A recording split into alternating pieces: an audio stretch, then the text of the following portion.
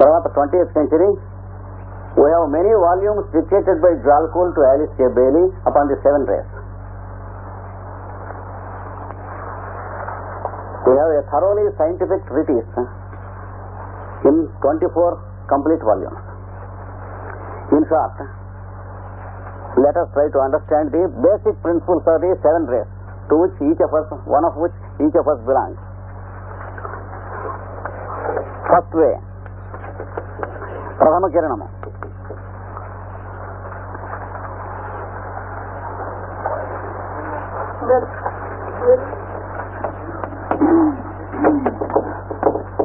Will, దీన్నే creative faculty అంటారు.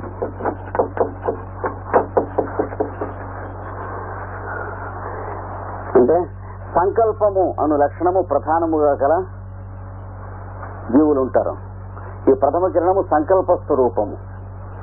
It is called will.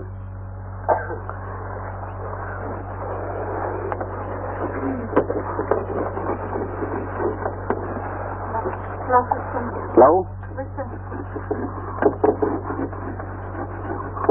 Wisdom.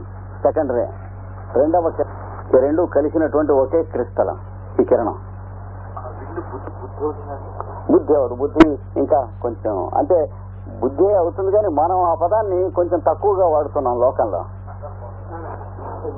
మామూలుగా జనం బుద్ధి అనే ఏదో పదం వాడేస్తూ ఉంటారు.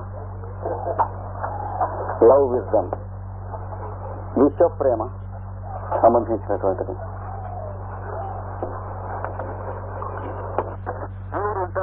అంటారు.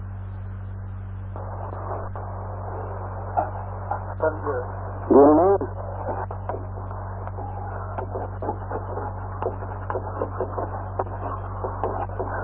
మన ప్రాచీన శాస్త్రజ్ఞులు సాంఖ్యము అన్నారు. సాంఖ్యే స్థితి పార్థ, ఇది సాంఖ్యయోగం అంటే.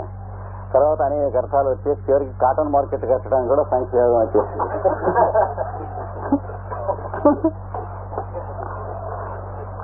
So this is pure intelligence.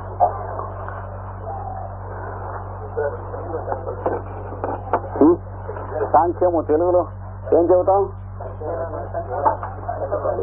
దాని పేరు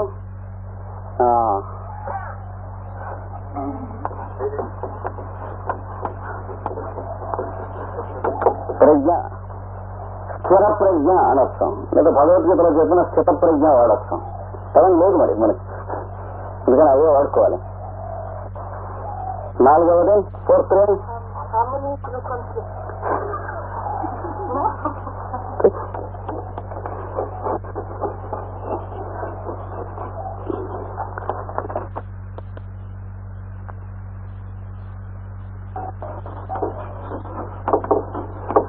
హార్మోనీ త్రూ కాన్ఫ్లిక్ట్. అంటే పోరాటము, ఆరాటము, ఈ నీరాటవనాటము అంటే విప్లవము, స్లోగన్స్, నినాదములు, నశించాలి, వర్ధిల్లాలి, ఇవన్నీ దీని కిందకి వస్తాయన్నమాట. అంటే కష్టపడి పైకి రావాల్సిన లెవెల్ ఉంటుంది. దీన్ని భగవద్గీతలో ఆసుర సంపత్తి అన్నారు. దైవాసుర సంపత్తి విభాగంలో in Bhagavad Gita this is called asura nature.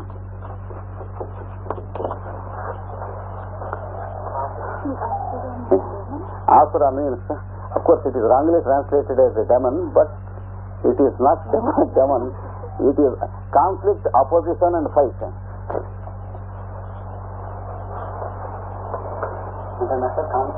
Opposition and fight, without which the fellow never accepts any truth. Unless he is made to suffer, the fellow never accepts truth. Sufferance, difficulties, they give an eye-opening to this fellow. కనుక బాధ ద్వారా జ్ఞానం కలగవలసిందే కానీ ఇంకొక మార్గం లేదు. వీడికి సాధన అంటే బాధ, సాధక బాధకాలు అంటారే. అంటే వీడిని వినిపించాలంటే ఆర్గ్యుమెంట్ ఉండదు, తనటం అంటే మీరు చెప్పినట్టు చేస్తాడు. తర్వాత కొన్నాళ్ళ ఏడు ఇలా చేస్తే తంతారు కనుక అనేది రెండోది జ్ఞానోదయం అవుతుంది.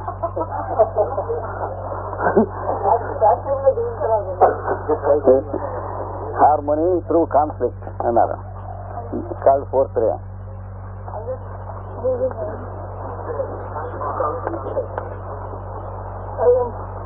Science, concrete science. This is also called pure science. Not the science in the laboratories. Of course, the laboratories also contain a grain of science. Around which there is much academism and red tapeism, everything.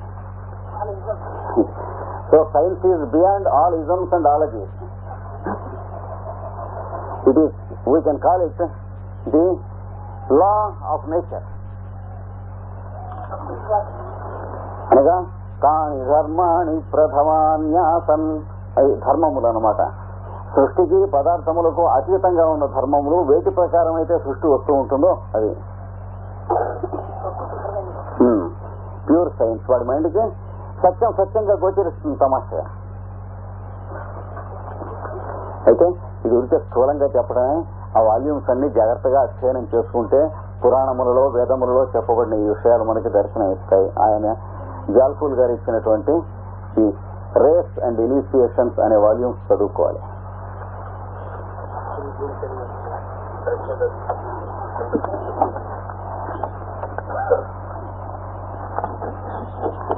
దర్శనము అనే పదం వాడుకోవచ్చు.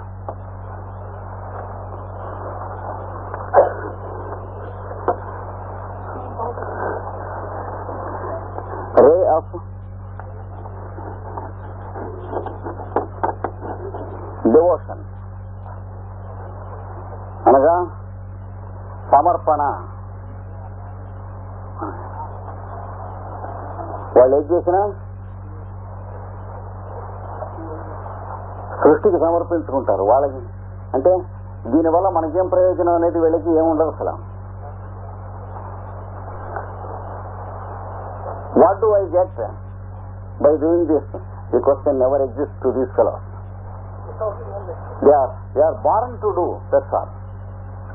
And they do it in the name of God or Godhead or God in hood, in the name of some person, some guru, etc., etc. It may be a wife devoted to a husband devoted to a wife, a servant devoted to a master, a police officer devoted to the law and order, the army officer devoted to the cause of the country, like that. So, personal problem never exists to these peculiar fellows. పొద్దున్నే ప్రయాణాన్ని బయలుదేరుతున్నాను అనుకోండి, ఇందులో ఈ 4వ వాడు 6వ వాడు బయలుదేరారు అనుకోండి. One fellow from 4th ray, another fellow from 6th ray, they start on a journey on some business officially. The first question 4th ray fellow asks, where are we to take our lunch? మనకు భోజనం ఎక్కడ sir, ఊరికి ఎడుతున్నాం, సరే మన బండి నడిచే వ్యవహారం ఎక్కడని అడుగుతాడు. వాడు ఏదో డ్యూటీ మీద ఎడుతున్నాం రా, అక్కడ ఏదో ఏదుంటే తినేద్దాం, చేయాల్సిన పని అంటాడు వీడు. This fellow says we are going to do something, let us think of it, something we can eat and some water we can drink, but we have to do it. That's the difference. Question వీడు ఇంతే మాట్లాడతాడు, వాడు అంతే మాట్లాడతాడు. మీరు ఎన్ని చెప్పినా వాడు ఎంఏ పాస్ అయినా అంతే, బిఏ పాస్ అయినా అంతే, తప్పులు లేకుండా ఇంగ్లీష్ మాట్లాడగలిగినా అంతే.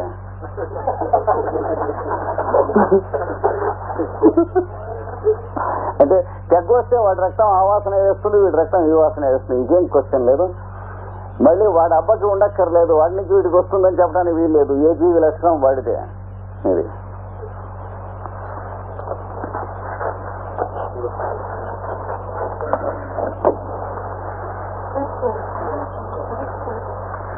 It is called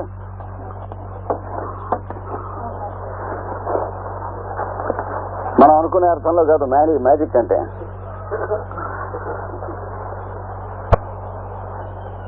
it is also called ceremonial magic. అంటే మనం అనుకునే అర్థంలో ఏమిటంటే ఇది సంస్కృతంలో క్రతువు అని వాడతారు, యజ్ఞార్థ కర్మ అని వాడతారు ఆ పదం. అంటే ఏది ఎట్లా చేయాలి, ఎంతవరకు చేయాలి, ఏది ఎక్కడ పెట్టాలి, ఏది ఎప్పుడు ఎంతకాలం ఉంచాలి, ఏది ఎక్కడి నుంచి తీసేయాలి, ఇవన్నీ చేసేది.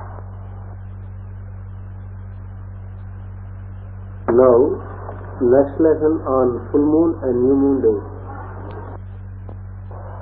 పూర్ణిమ అమావాస్య ఆత్మసాధకునకు ఉత్తమ పర్వదినములు. That's why full moon and new moon, they form the very important nodal days for a spiritual practitioner, for a disciple.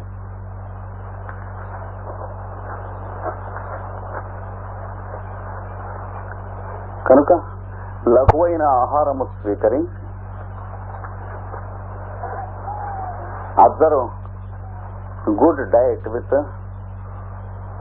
light diet, not heavy diet, on the day of full moon and new moon. Then the body will not gravitate the mind towards itself. The mind will not gravitate towards the weight of the body.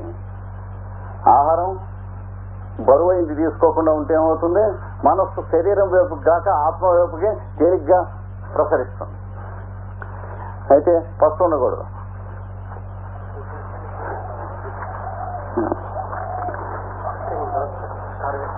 Starvation ఉండకూడదు. Fasting చేయొచ్చు కానీ starving చేయకూడదు.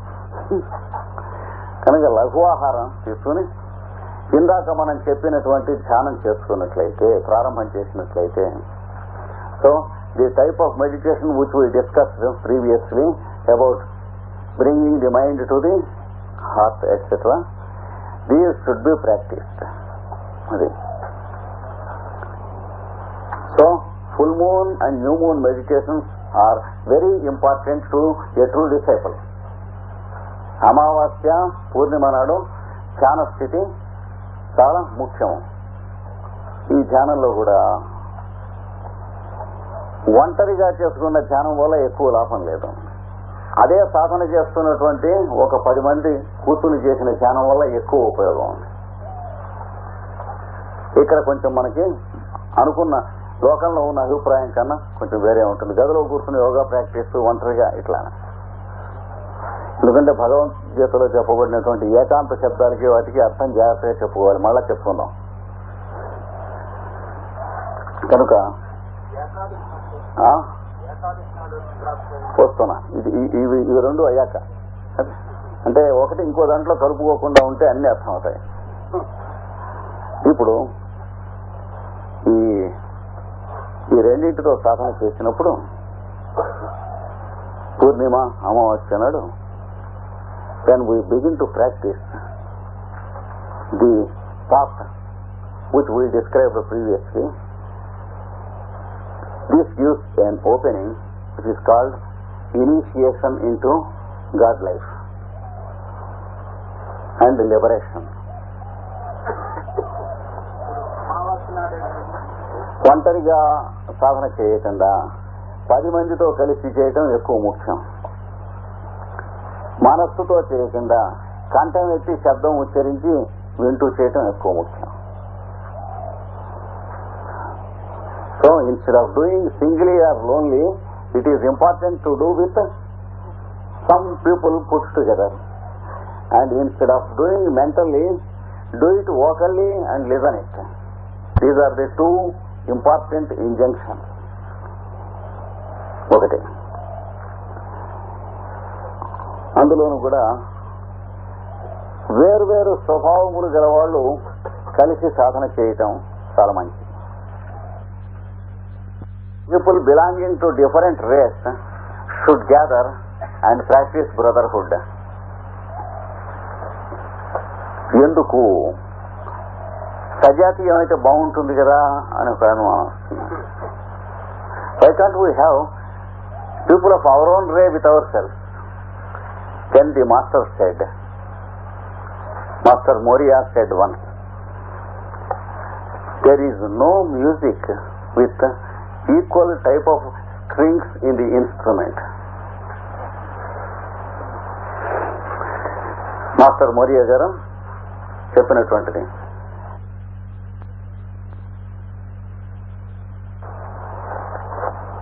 కనుక పూర్ణిమ నాడు, అమావాస్య నాడు, ఈవేళ మనం ఇంతసేపు చేసినటువంటి పని అప్రయత్నంగా అదే ధ్యానం చేసి ఇదే చేసుకోవాలి. సత్సాంగత్యం వల్ల వచ్చినంత ధ్యానం మనం ధ్యానం చేద్దామని కూర్చుని కళ్ళు మూక్కు బిగిస్తే రాదు. So the company of people and the topics we learn and the biographies we read of the life of saints etcetera, that is the essential feature which leads us into the real required consciousness, instead of trying to know and split things more and more subtly and going into philosophy and going into dry deserts as dust. చూసారా?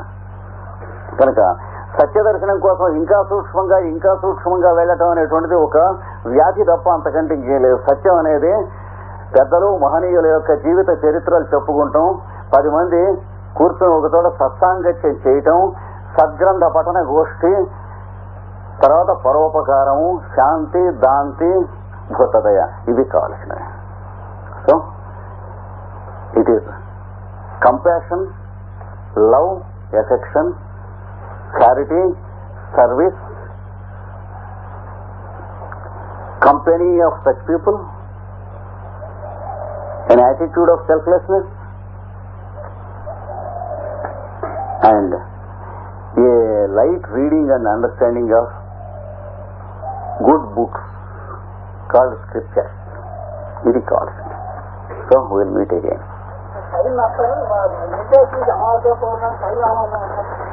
ఆ రోజు సామాన్యంగా అంత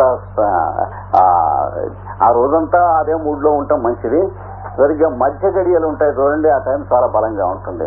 the mid point of new moon and full moon is most powerful, but we need not give much stress about it. It is the whole of the new moon and the whole of the full moon. It has its own effect upon us continuously, provided we live in that awareness of some books and some persons. Okay.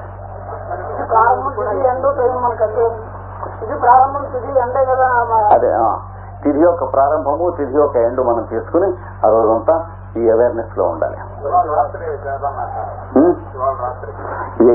ఇదంతా మరి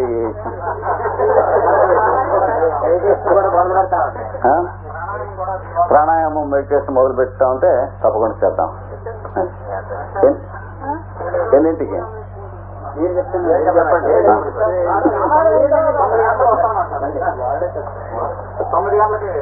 రాత్రి మరి భోజనాలు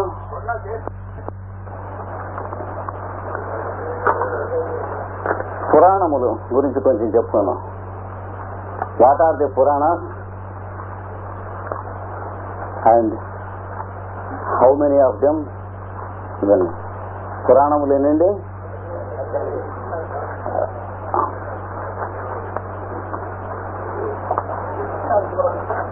అష్టాదశ పురాణములు. So there are 18 Puranas. Among the scriptures, one type of scripture is Purana and there are 18 Puranas. Let us know something about them.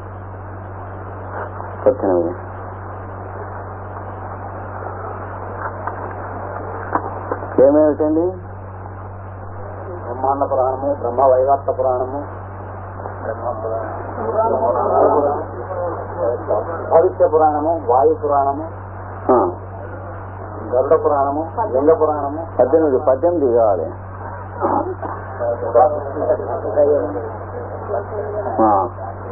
We have to know how to remember at least the names of the 18 Puranas. దీనికి ఒక there is a formula to remember. I will give you the formula first to remember the names of the Puranas. Yes.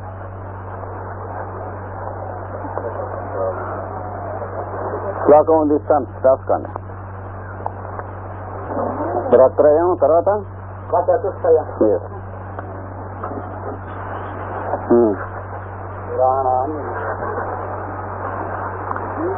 ఇది formula. భద్వయం మద్వయం చేయవ భ్రత్రయం వచతుష్టయం అనాపకూస్కరింగాని పురాణాన్ని నిబోధత.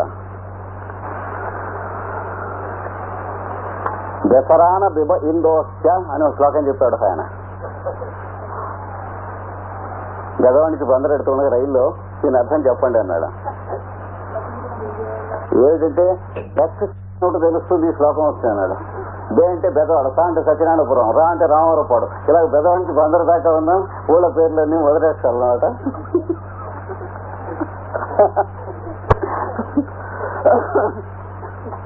English లో కూడా వీళ్ళకి కూడా శ్లోకం ఇద్దాం, వాళ్ళకి అర్థమయ్యాక. I will give the formula to remember. No, it's not a word.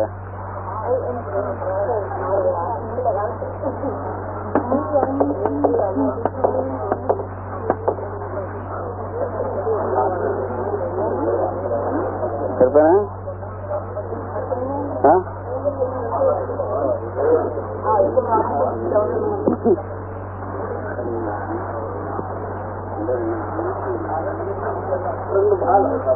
భద్వయం అంటే రెండు భాలు. టూ పురాణాస్ స్టార్ట్ విత్ భా. దట్ ఈస్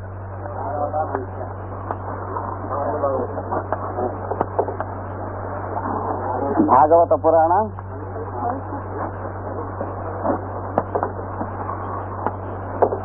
భవిష్య పురాణ. భాగవత పురాణ, భవిష్య పురాణ.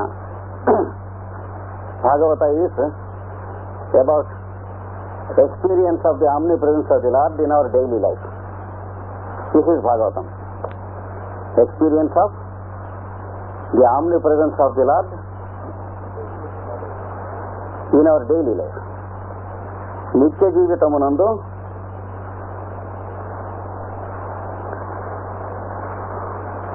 దైవ సాన్నిధ్యమును అనుభవించుట. భవిష్య means a key to the future. భవిష్యత్తును గూర్చిన విషయము. That means a book of prophecies through centuries and thousands of years.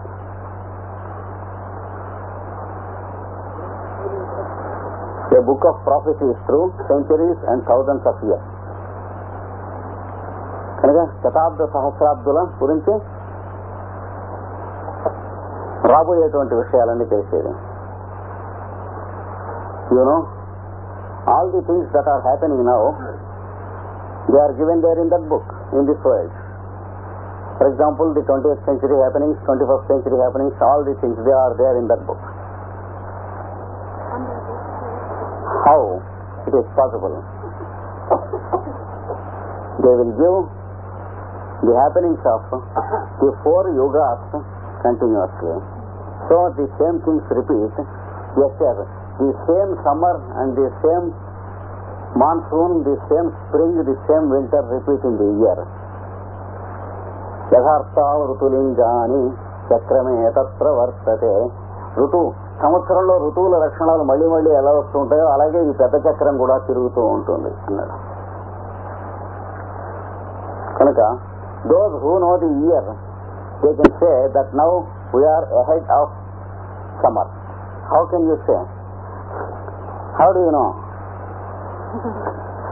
ఇప్పుడు మనకి వేసవి వస్తూ ఉందంటే నీకు ఎట్ట తెలుసు అని కుర్రాడు అడిగితే అనుభవం. కనుక ఈ ఋషులంతా ఏం తర్వాత ఏం జరుగుతుంది కాలాన్ని చక్కగా గమనించుకుని రికార్డు చేశారు.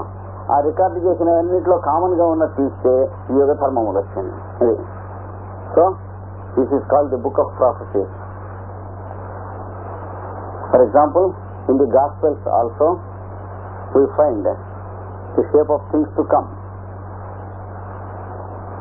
prophecies. So, 2 Puranas starting with Bha. Bhagavata Purana, Bhavishya Purana. For example, you have the story of Jesus Christ and his biography in Bhavishya. So it is described that he was going on a horse to the foot of the Himalayas when he saw a great man in meditation through years, and that great man was standing with a white robe from above downwards, and there was a conversation between the two, and we find the teachings of Jesus and the Christ there in that book. And now what is happening in the 20th century, the two global wars that have happened in the past, all these things are there. Into the future, everything is there. So these are the first two Puranas. The second two starting with Ma.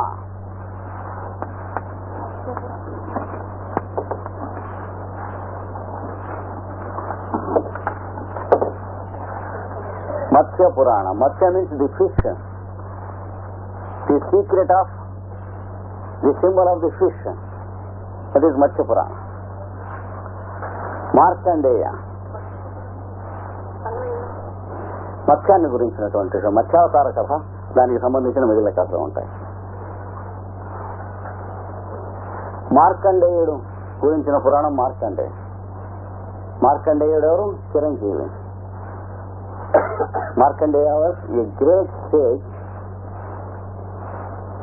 and there is an allegory about his life, you know. In 16th year he was prophesied to die when he was born. తల్లిదండ్రులకి ఒక్కడే కొడుకు పుట్టాడు, 16వ ఏడు చచ్చిపోతాడు. 16వ ఏడు మృత్యుంజయత్వం స్థాపించాడు. He could learn the life of eternity in 16th year.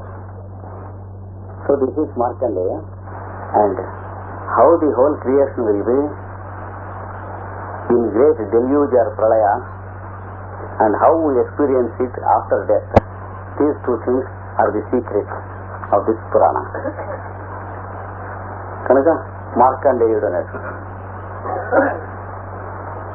Markandeya wonderfully is called Saint Mark in the 4 Gospels. He was said to live for 16 years only, but through eternity. The scale was different.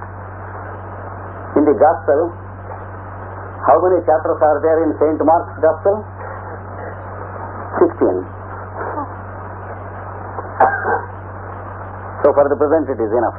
So these are the other two Puranas. 2 starting with Ma, and 3 starting with Bra.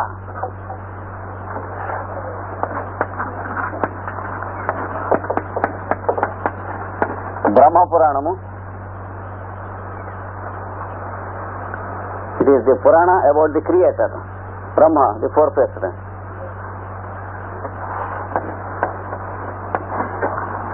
Brahmanda Puranamu.